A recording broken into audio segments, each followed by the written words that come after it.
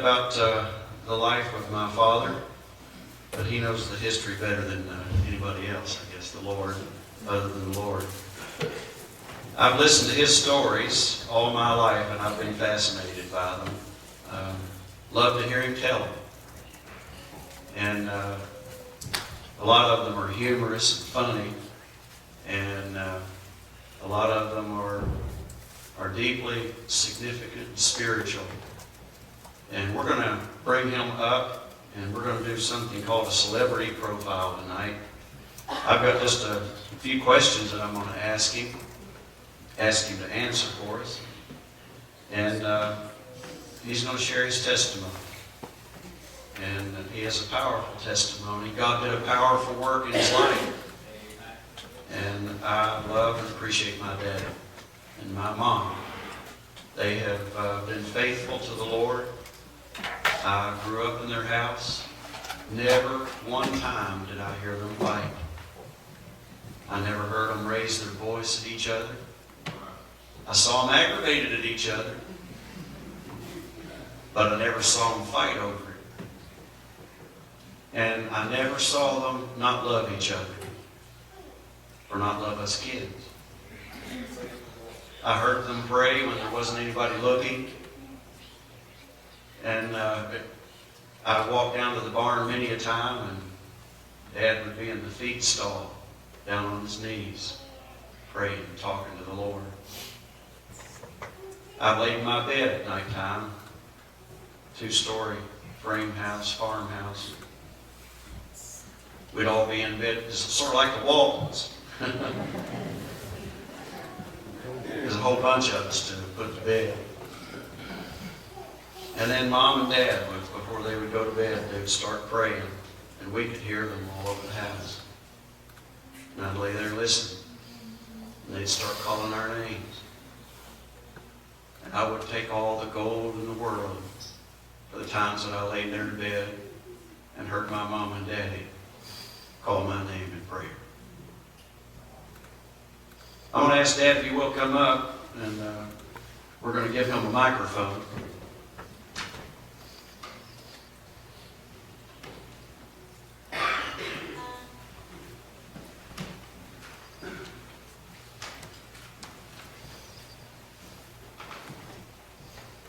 Give him the king's chair.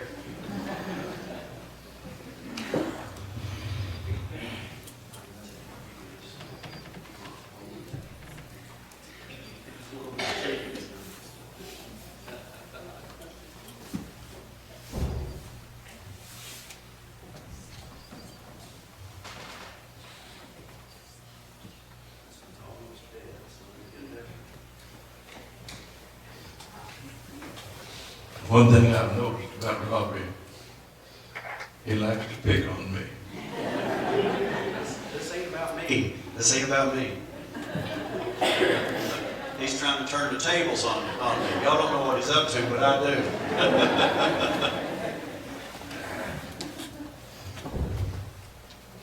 Dad, there's no way that our church and many people in our community and many parts of the world could ever thank you adequately for your commitment to the Lord. And I know that you don't take credit for it, and I'm not really giving you the credit for it. But I know where the real source is. It's the Lord. But you've let God work through you, and you've touched many lives. I'd like for you to start, if you would, just telling us about some of your earliest memories as a child, some of the things that stand out in your mind. And I'd like for you to tell us something about your teenage years and maybe some of the things that you faced and struggled with that maybe our young people here can relate to tonight. Maybe they can't. Maybe they don't have any idea where you're coming from because they didn't live that. And I'd like for you to share a little bit about your military service, if you would, what time you spent in the military. And I'd like for you to share your testimony, how you came to know the Lord. So just kind of walk us through some of the highlights of your life and tell us a little bit about maybe how you met Mama. Just whatever comes to your heart to share with us. All right?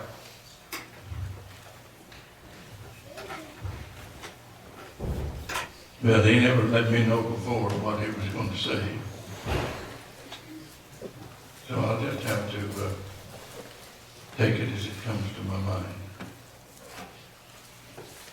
I'm thankful that I was privileged to live through the age that I've lived through and come through the hard times that young people today don't know anything about. They think they have hard times, but you don't know anything about hard times. I was born 2 years before the stock market crash and the big worldwide depression set in, and came up through the whole depression, through the time of 3 different wars, and 4 now, and was in the military during the time of 2 of them. And I've seen a lot of suffering from the consequence of war. God spared me from having to be in combat. And I'm so thankful for that. And that's sort of a miracle in itself that maybe I might deal with a little after a while, but I'm one of 9 children.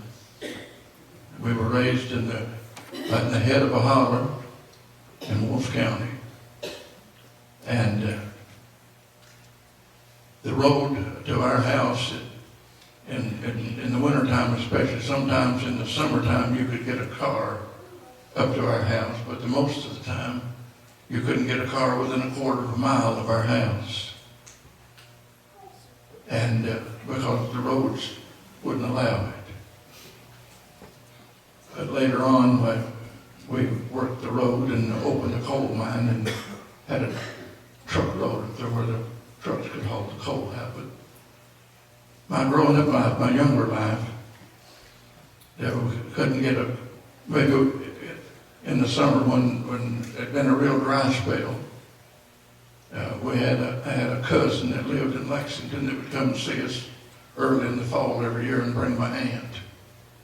But my daddy had helped raise my aunt's children, 5 children that her husband left her with, and no means, no income or anything.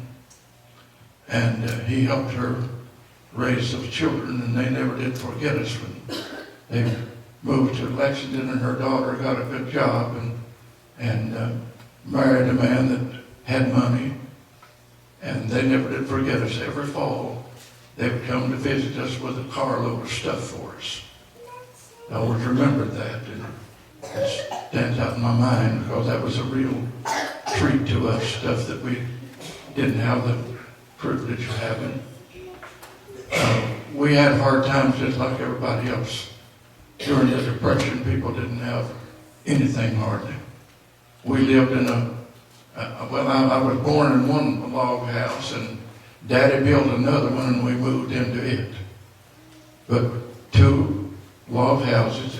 Daddy built a log house that I finished up my younger life in.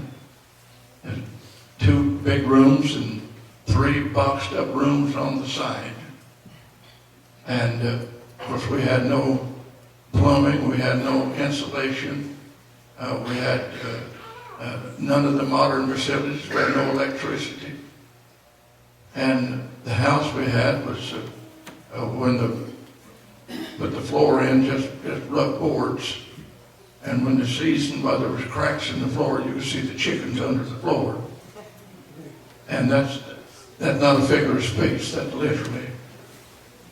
And big old fireplace, we had to turn around 2 or 3 times, get as warm as we could, and make a beeline for the bed, and get under 4 or 5 quilts and get as warm as we could, and sleep sometimes 3 and 4 to a bed. And but we made it, and we had love. I had a mama that I never in my life ever doubted Mama loving the Lord. From the earliest of my remembrance, my mama taught me about Jesus.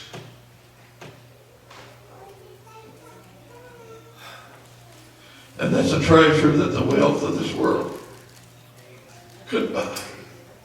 And I grew up in hard times. We had a lot of things that people wouldn't eat today. We groundhog, possum, whatever we could get to eat. We had a lot of wild meat. We done a lot of hunting to put meat on the table. We'd butcher hogs in the fall and cure them out, and we made a way. We had about a 100-acre farm, but about 97 acres of it was hillside, and it was rough going. I plowed them old hillsides, some old stump, root-breaking plows, and break them old roots, and they'd fly back and hit me on the shin, and I'd cry and go on plow. And we didn't waste anything. We didn't have anything to waste. We had hand-me-down clothes, and Mama would sew and work and make it. I remember one time I didn't have a coat for winter, and I didn't have money to buy it. Daddy had an old overcoat that he wore until there was holes in his elbows and the sleeves, and he wasn't able to wear the overcoat anymore. Mama took the rest of the coat and cut it down and made me a coat.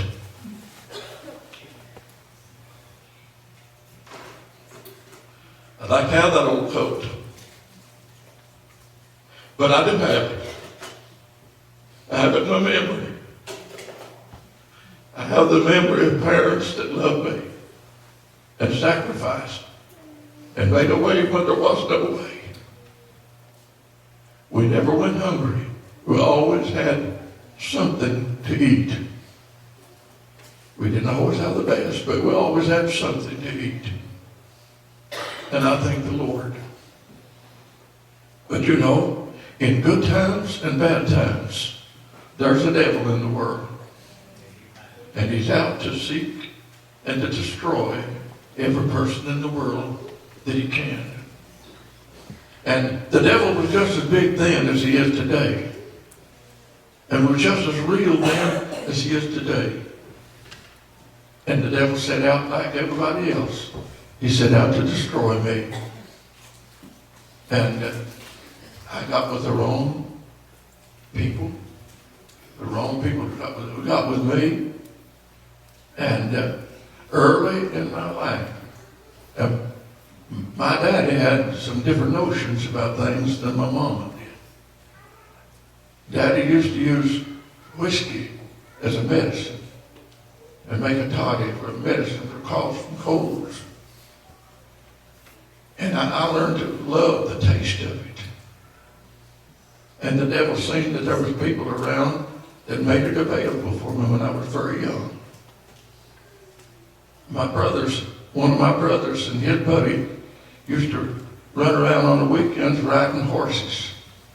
They'd bring the horses and put it in the stall and leave it for me to feed and take care of.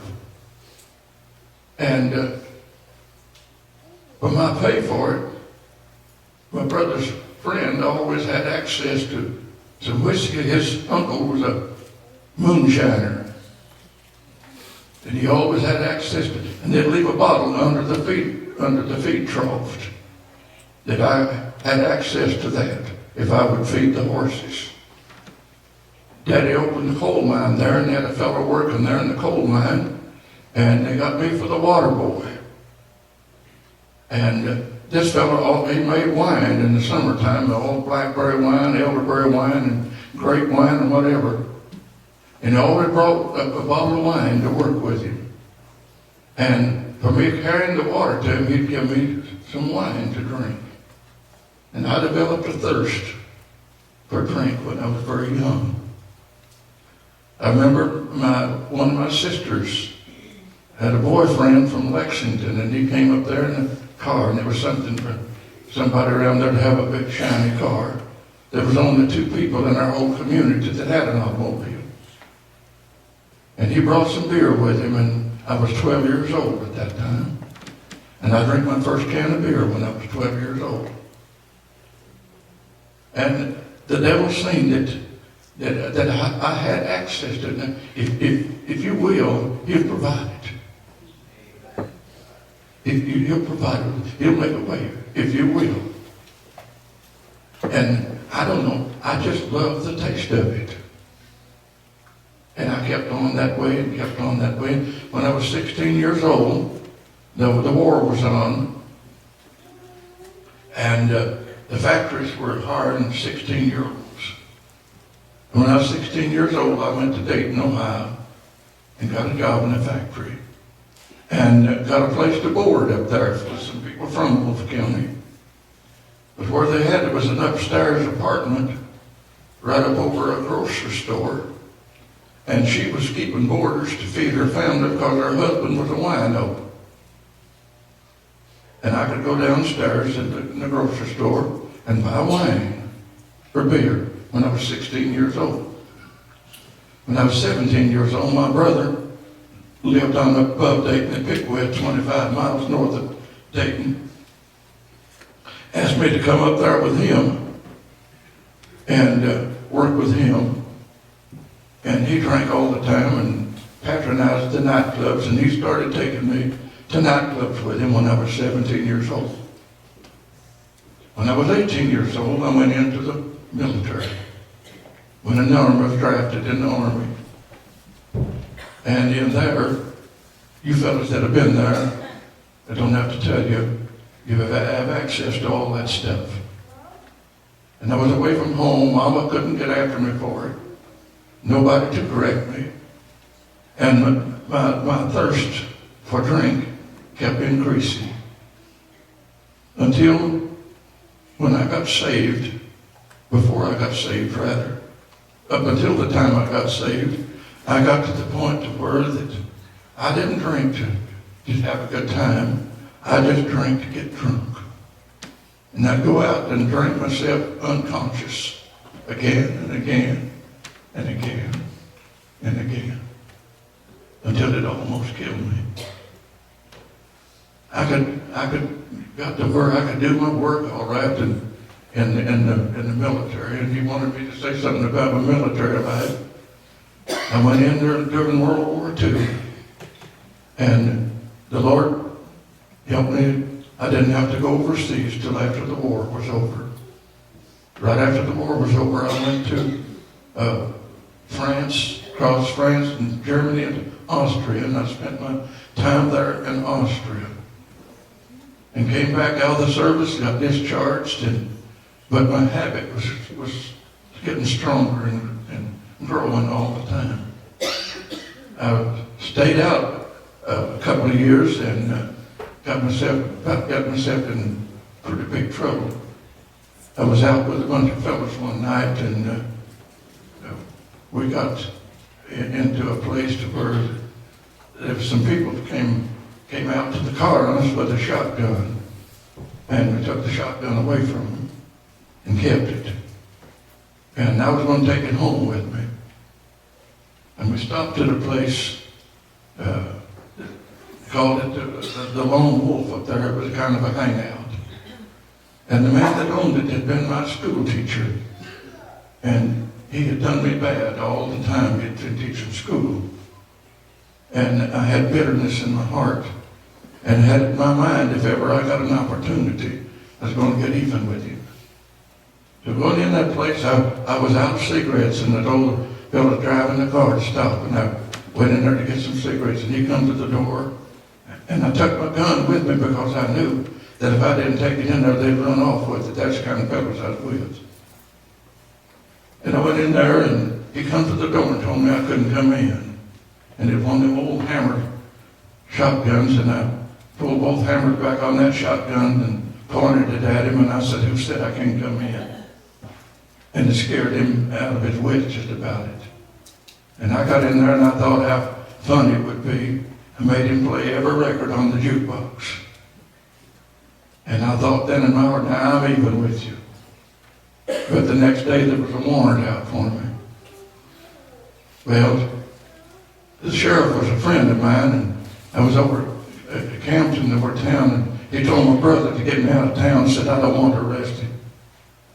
So I had to leave town, and I went over to the next county to stay with my oldest sister.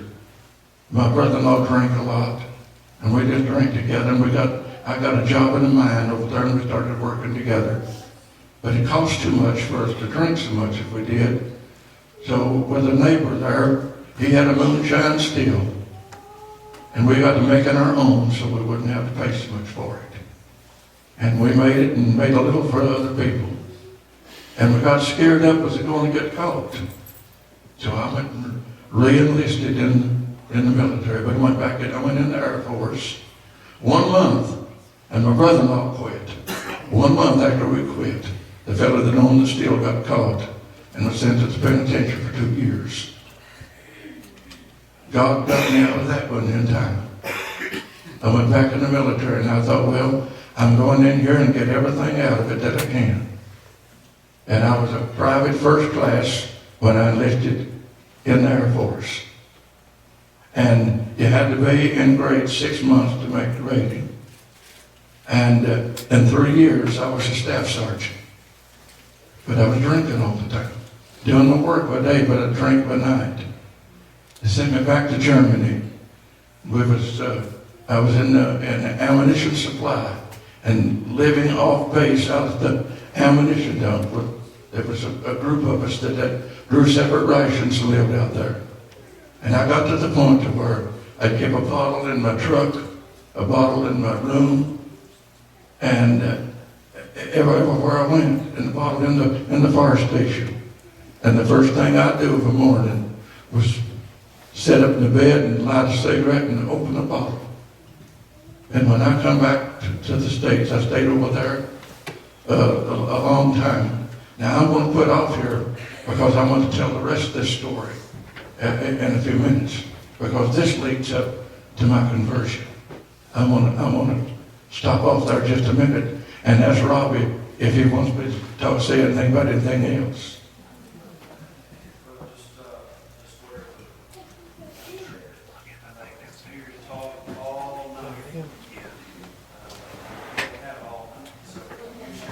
No, what I wanted to do was to show you how the devil will get you into things.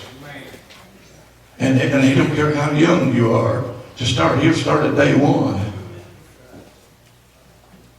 He'll start as soon as you come into the world. He'll try to create an atmosphere that will not be conducive to Christianity. And he'll do everything that he can to keep you from ever accepting the Lord. But now, what I'm going to do, I'm not going to sit here and say this. I'm going to stand up and say this. I got a telegram. I'd been in Germany for 3 years. Had been in the church for 3 years. Let me back up just a little bit and tell one more thing.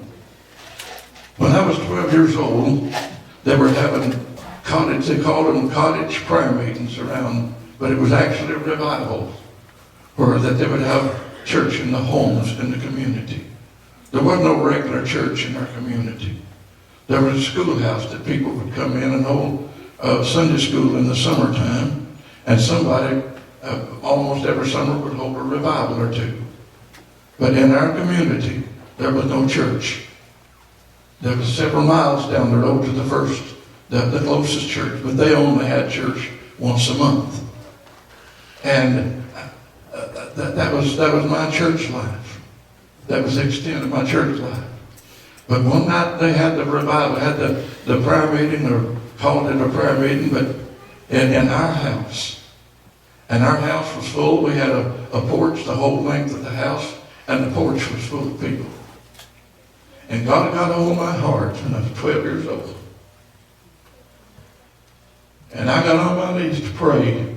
And I prayed until the Lord lifted that burden and blessed my heart. Saved me. But they didn't pay much attention.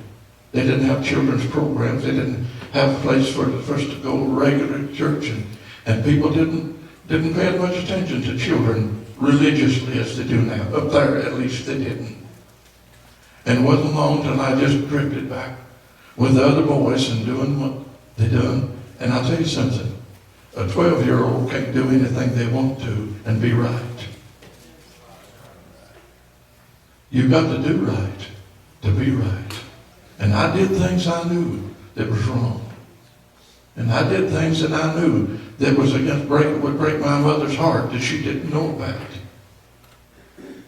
But I went right back in the world. And one of the things that disappointed me so much, the man that preached there that night, when I went into the army, when I became 18 years old and went into the army, he had backslid and was drafted in the army, and we went to take our physical examination together. And we drank out of the same bottle. And that was such a disappointment to me, because that man had preached the gospel and stirred my heart. And that sent me back further.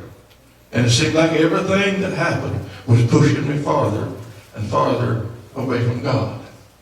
I went to Sunday school a little after I had lost out with the Lord, and the Sunday school teacher, I'm not saying he was a good man, I'm sure of that, but he misunderstood the scriptures. Church, we need to be careful what we teach. We need to be sure that we're teaching the truth.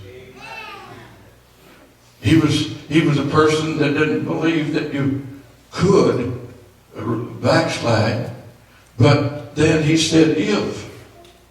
Well, the scripture says that if we have tasted the good word of God and the powers of the world to come and fall away, 6th chapter of Hebrews, that it's impossible to be renewed again to repentance. And he taught that to us as a backslider. If a person did ever backslide, he taught it that day that it was almost impossible to backslide. But if you backslid, you could not get back to the Lord. That you had sinned against the Holy Ghost, and you could not get back to the Lord. And the devil capitalized on that in my mind. He wouldn't let that leave my mind. And I felt in my heart that I had crossed the line and I couldn't get back. And he just turn loose and do as you please, because you don't have any hope anyhow. And I lived with that. I lived with it. I was 26 years old when I came back to the Lord. And I lived with that all those years, thinking that there's no way that I could be saved. But I'd been over in Germany for 3 years, hadn't been inside of a church for more than 3 years, and didn't care if I ever went again. Didn't intend to go. But I got a telegram that my father was about to die. He had had a stroke and was in a coma, and the doctors had to request my presence at home. I got a furlough home. They gave me a 30-day emergency leave to come home. And when I got home, my father had come out of the coma and was knew everything and could talk. And when I got home, he just looked like the skeleton of the man that I had left 3 years before. And it got to me. It really touched and stirred my heart. A day or two after I got home, we used to sing when I was growing up as a child. And Dad and Mom and all of the family would sing. And Daddy said, Ben, my mama was named Myrtle. He said, Ben, you and Myrtle sing me a song. God knows how to get to you. I don't care what you think. I don't care what the devil has put in your mind. God knows how to root it out. He knows how to tear it out and take it out. Mama got the old hymn book down and an old familiar song we started singing. And I made it through the song. If anybody else had asked me to sing a gospel song, well, I'd have laughed at him. But I couldn't say no to my daddy. Not the condition he was in anyhow. So I did it for him. Made it through it. And when we got through, he said, sing me another one. Oh, no, not another one. But I thought, well, I'll try another one. I got halfway through that song, and it seemed like everything in my heart just broke loose. And I laid my head over in my mama's lap, and I cried like a baby. She'd pat me on the back and said, God bless my little boy. That was in October in 1952. It was October 1952. And from that time, I got saved in June of 1953. But from that day to the day I got saved, I never saw one day of peace. Everywhere I went, and everything I did, it was tearing my heart out. I could find no peace in anything. So to try to get rid of it, I just drank more and more and more. But that didn't help. When I would come back around to myself, I could forget it while I was out. But when I'd come back to myself, it was there. That unrest and that trouble was there. And I thought I was going crazy. I thought I was going to go plumb crazy. I had an old car, and I parked that car by the side of the road and just sit and cry my eyes out. And cry. Nothing I did. I tried to put on a front and did a pretty good job of it with some people. But in my heart, there's always that tearing and that trouble in there. I couldn't find any peace. And because of my father's extended illness and my short time that I had left to stay overseas, they assigned me to, I don't know if, my wife said she never heard of, some people said there used to be a little Air Force base up here by Fort Knox, Godman Air Force Base. And they stationed me up there so I could be close to home to help my family. But I wasn't much of a help to them. But I could go home when I went home, and that was a good thing. Because every time I went home, my mama talked to me about serving the Lord. And I knew she would. But I loved my mama, and I couldn't stay away from her. And I'd go home, and mama would talk to me. And I'd try to be as good as I could while I was around her. And time went on until June of the next year. And I had a 5-day furlough connected with a 3-day weekend pass. So I had 8 days. I went home. And during that time, they were having a revival in the high school gymnasium at Campton. And Walter Strong and Brother Everett Crockett was doing the preaching. They were taking the night about doing the preaching.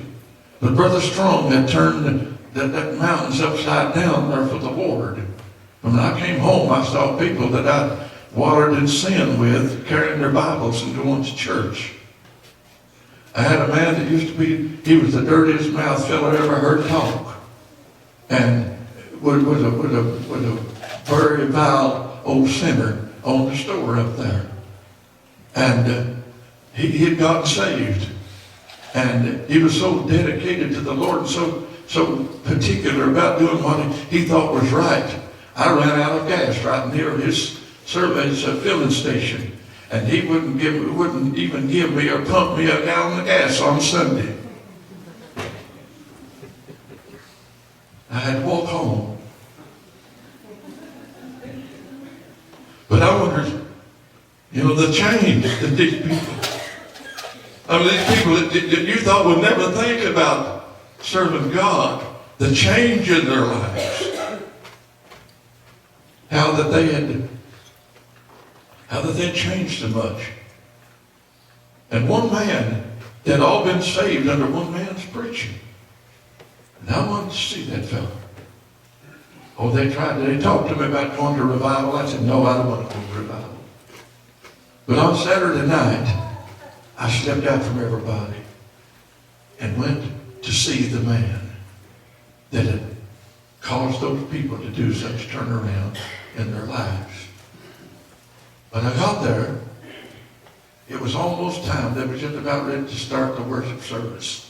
And the gymnasium was so full that I could barely get in the door, and I stood leaning up against the door jamb. That's as close in as I could get. And when the invitation was given, Walter Strong had never seen me. He didn't know me from Adam. He stepped off the platform, and I knew when he took that first step, I knew exactly what he was going to do. He was coming after me. And he got about 2 or 3 steps from me and looked me right in the eye, and I turned around and ran out. Oh, you talk about a miserable person.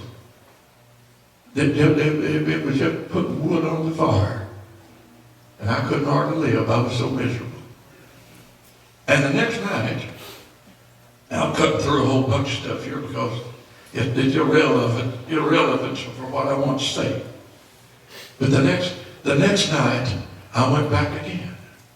Something about it, I went back again. And I got there a little early and went in and sat down, got a seat, and sat through the service. But I went over to a little town between Campton and where I lived, Hazel Green, and my sister's boyfriend's sister was there. And I asked her if she'd go to church with me. She said, I'd be tickled to death to go to church. She was a Christian girl. I'd be tickled to death to go to church with you. We went a little early and sat down in the church and went back out and I handled that one real well. I did a real job on handling that one. Took her back home. It was 5 miles to her house and 5 miles on from there to my daddy's house. Pulled up in front of the house and she said, Ben, you don't have to live like you're living. God has a better life for you. Oh, and it like stabbing a knife in me. I couldn't hardly stand it. And I wanted to get her out of that car just as quick as I could. But I wanted to be nice to her. I said, well, whenever you pray, just remember me in prayer. She said, do you mean that? And I told her a big lie. I said, yes. And I hadn't meant it at all. I was trying to get rid of her. She said, right now is as good a time to pray as any. And that girl prayed heaven down. She got through praying, she just patted me on the leg and said, if you want to pray before you get home, you can.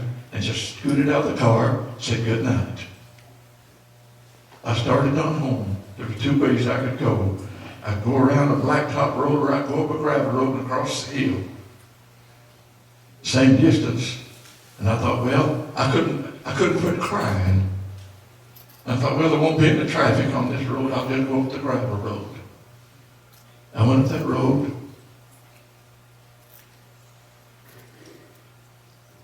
I couldn't quit crying. I just kept crying.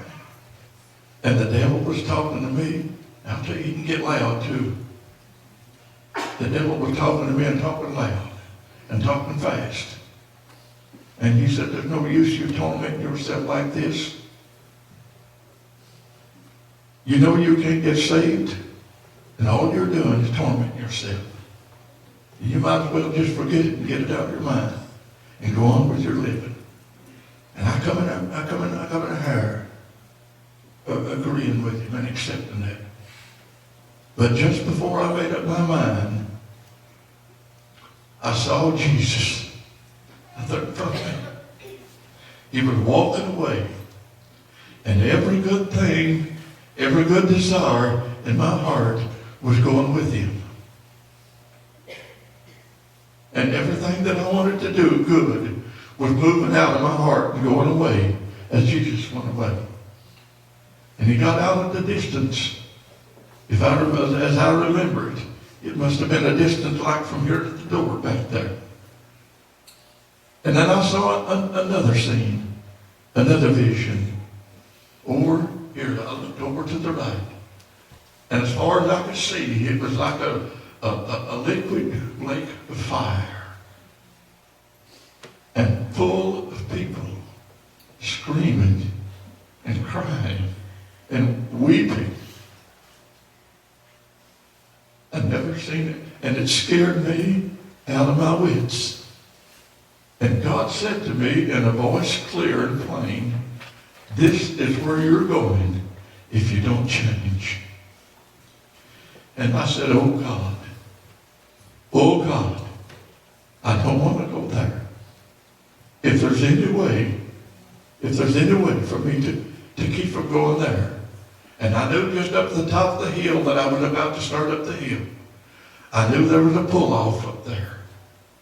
And I said, if you'll spare me till I get up to the top of the hill where I can pull this car off the road, I'll go out and I'll get saved or I'll die.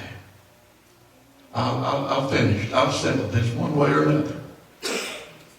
And when I said that, it was just like that vision went away and Jesus turned around and was coming back to me. And the closer he got, the more I wanted him. And the more I wanted to do right. And somewhere between there he just vanished. But when I got to the top of the hill, pulled off to the side of the road, and went out in the woods, I said, I'm going out here to get saved. The devil said, loud and clear too, he said, you know you can't get saved and there's no use trying it. You're just tormenting yourself.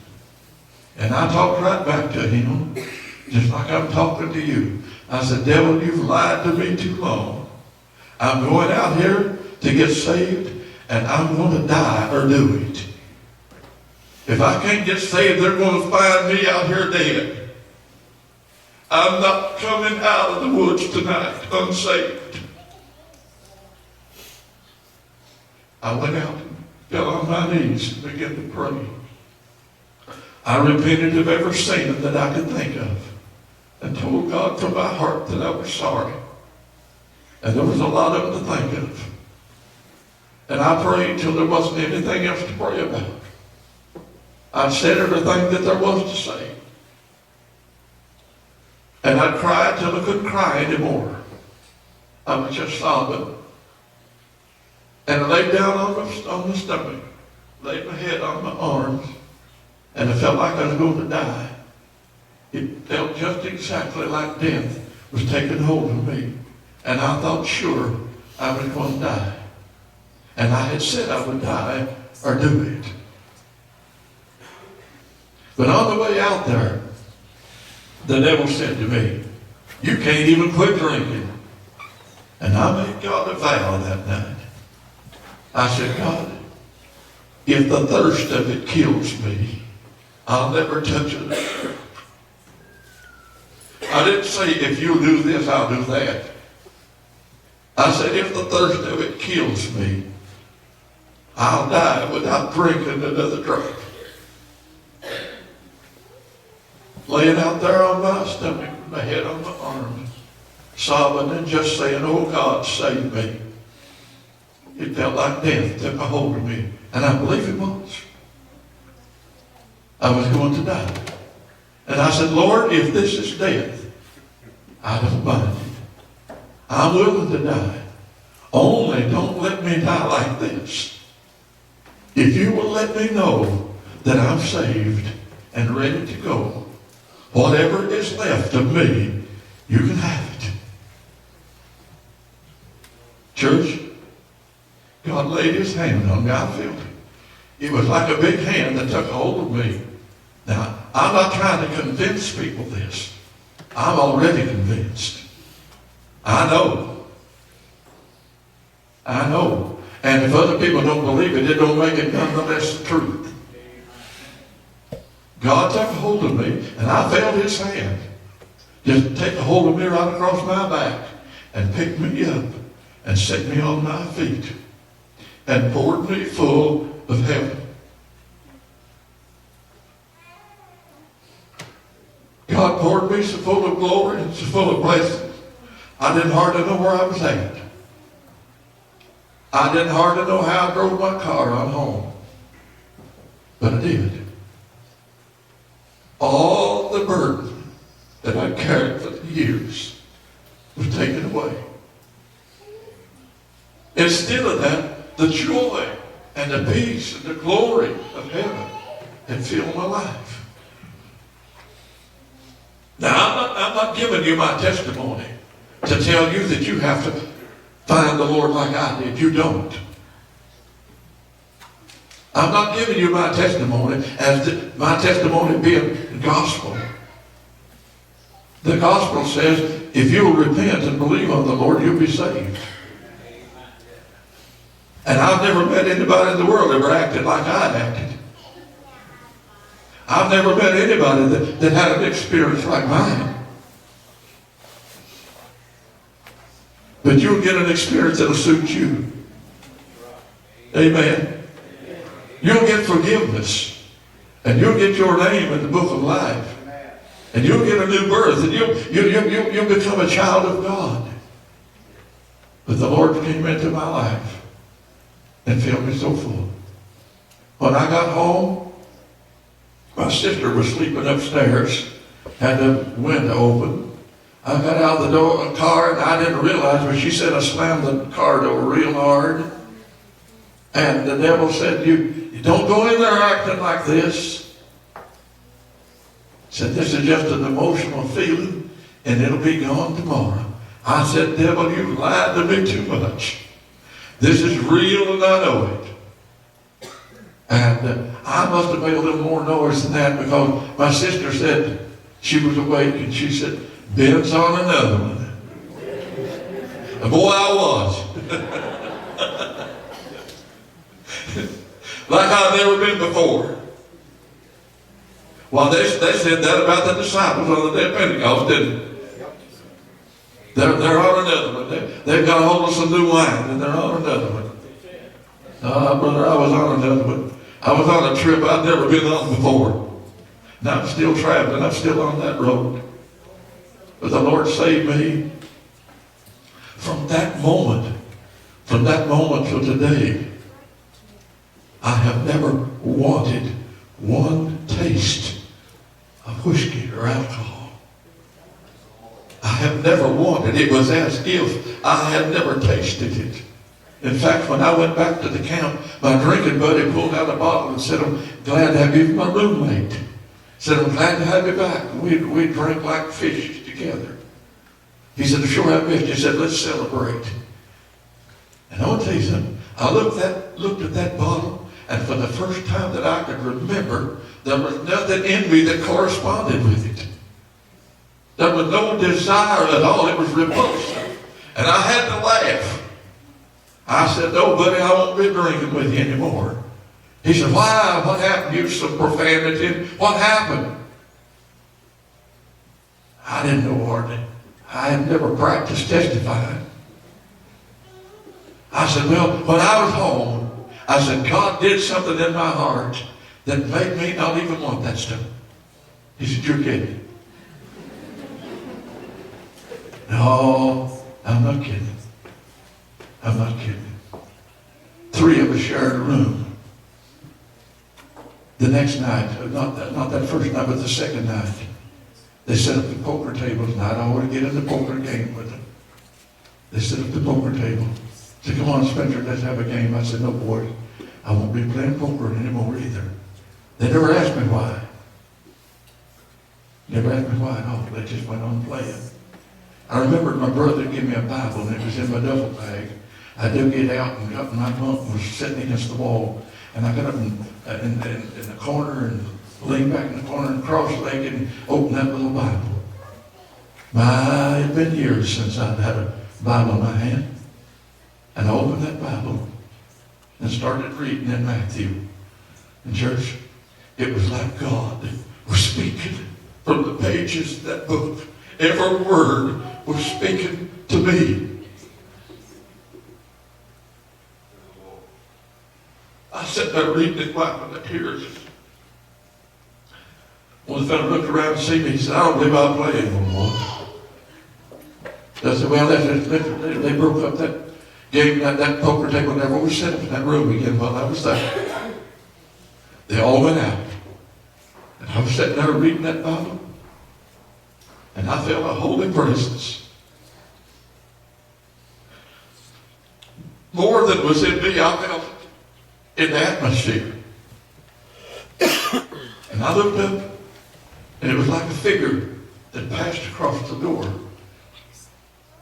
Now, I'm not trying to convince you. I'm convinced. I believe I've seen an angel. And I thought I was going to leave this world. I couldn't be blessed anymore and stay here. First sergeant called me to the order room and said, Sergeant said, you forgot to pay your club dues. No. I said, I didn't forget it.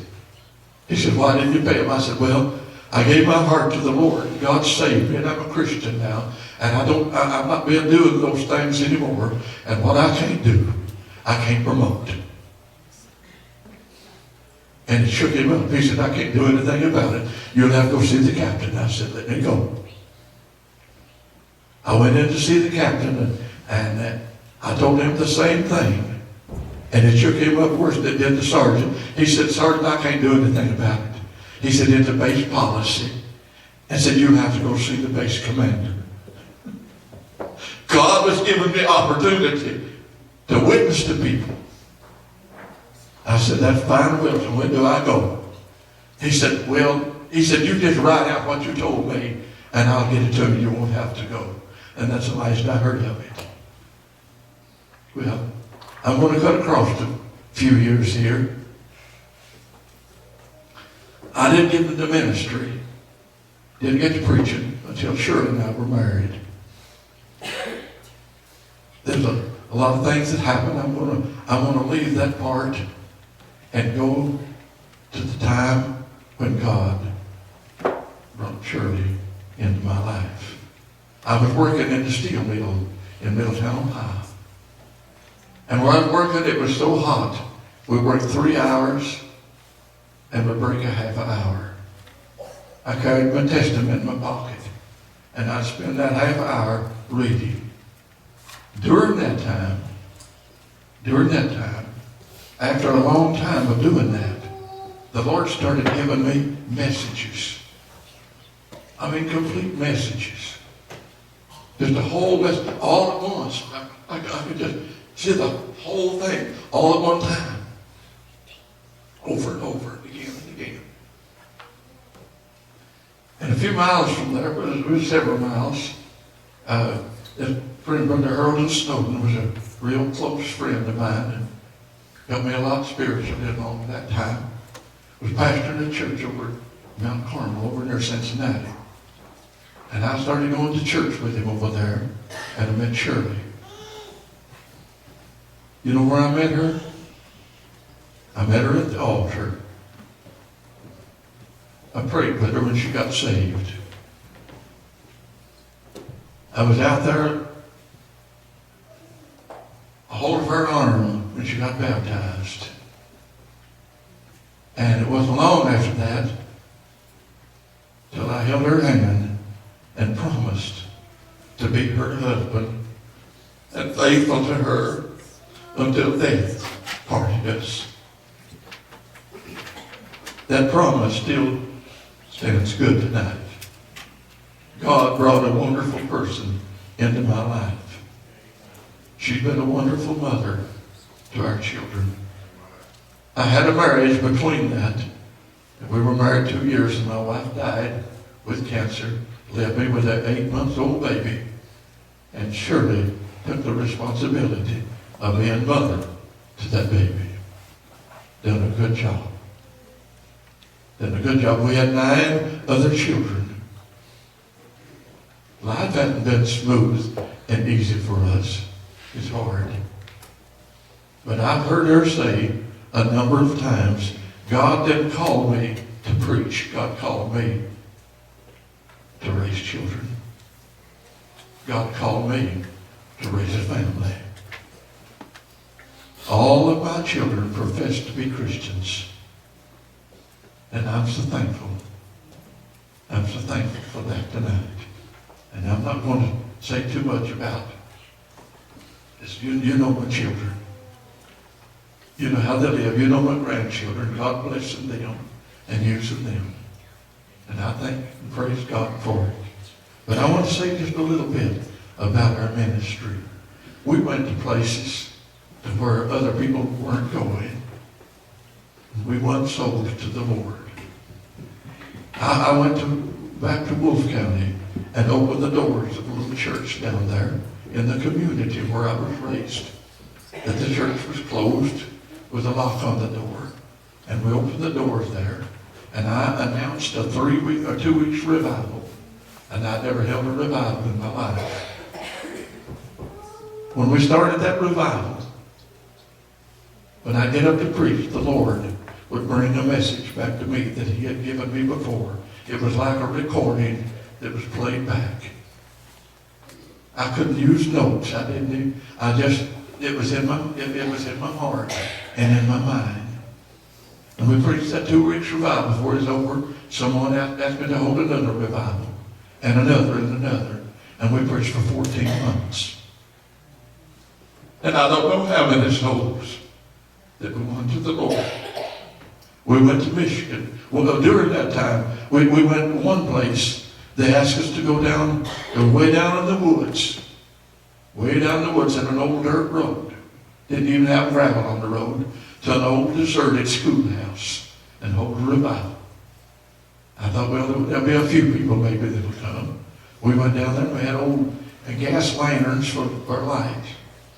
And didn't have a piano. I played my own guitar, and by the way, I led the singing too. One night I sung a song all the way through in the wrong tune, and it come out even just right.